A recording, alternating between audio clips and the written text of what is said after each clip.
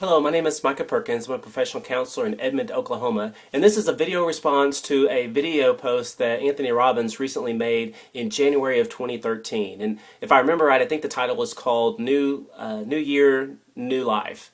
And first of all, it's a 30-minute long video. If you haven't seen it, I really encourage you to go watch it. It has a lot of really good stuff in it.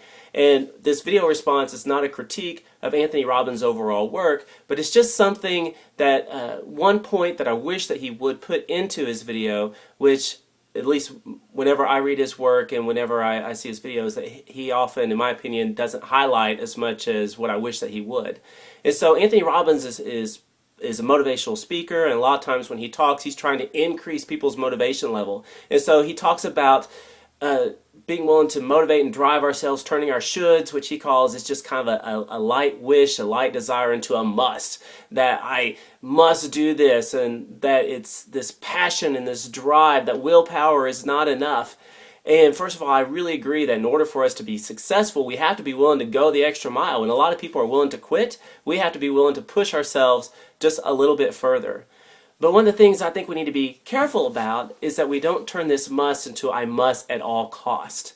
Anthony Robbins used this analogy in his video of, if we're going to take the island, we have to be willing to burn the boat behind us so that there is no other option but for us to succeed. And if we're not careful, if we have this mindset of I must at all cost, then it's a must at all cost to my physical health. I must at all cost to my relationships. And if we become over-focused on our goals, we may achieve our goal, but turn around and look that there's just destruction behind us in our relationships and with our own physical health. He gave the story of Michael Phelps and how Michael Phelps was willing to do 2 to 3 times more workouts than what the other swimmers were willing to do.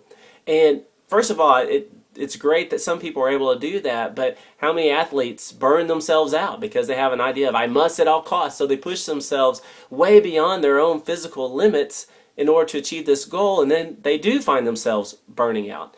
And people do that in sports, people do that with their work, people do that with relationships.